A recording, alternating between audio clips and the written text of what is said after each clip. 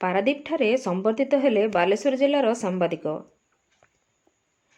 News ଉପାନ୍ତ ଖବରର ତୃତୀୟ ବାର୍ଷିକ ଉତ୍ସବ ଉପଲକ୍ଷେ ଜଗତସିଂହପୁର ଜିଲ୍ଲାର ପାରାଦୀପ ପୋର୍ଟ କ୍ଲବ ପରିସରରେ ଏକ ବର୍ଣ୍ଣାଢ୍ୟ ପରିବେଶରେ ଏକ ସମାରୋହ ସଭା ଅନୁଷ୍ଠିତ ହୋଇଯାଇଛି। ଉକ୍ତ ସଭାରେ ମୁଖ୍ୟ ଅତିଥି ଭାବେ ଯୋଗ ଦେଇଥିଲେ କ୍ଷୁଦ୍ର ମଧ୍ୟମ ପତ୍ରିକାର ସଭାପତି ଶ୍ରୀଯୁକ୍ତ ରବି ରଥ।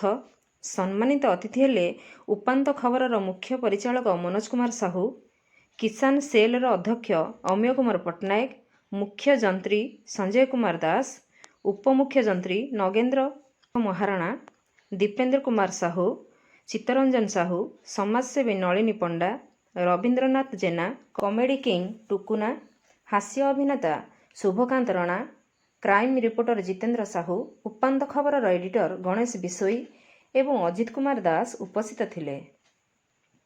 ବାଲେଶ୍ୱର ଜିଲ୍ଲାର ଜିଲ୍ଲା ପ୍ରତିନିଧି ଦେବାଶିଷ ଦାସ ପ୍ରାୟ ଜିଲ୍ଲାରୁ ଖବର ସଂଗ୍ରହ କରି ଚ୍ୟାନେଲରେ ବଜାୟ ରଖି ଲୋକଙ୍କର ସମସ୍ୟାର ସମାଧାନ କରନ୍ତି। ସେଥିପାଇଁ ଦେବାଶିଷ ଲୋକପ୍ରିୟତା ହାସଲ କରିବା ସହିତ ବହୁ ପ୍ରଶଂସାର ଅଧିକାରୀ ହୋଇପାରିଛନ୍ତି ବୋଲି ଆମନ୍ତ୍ରିତ ଅତିଥିମାନେ ମତ ପ୍ରକାଶ କରିଥିଲେ।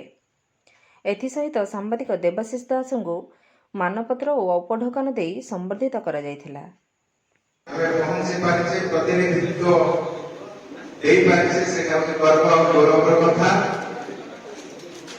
ସମସ୍ତେ ଆପଣ ମାନେ ବହୁ ଦୂର ଦୂରାନ୍ତରୁ ଆସିଛନ୍ତି, ସେଟା ମଧ୍ୟ ସେଥିପାଇଁ ମଧ୍ୟ ଆପଣ ମାନେ ଧନ୍ୟବାଦ ପାତ୍ର।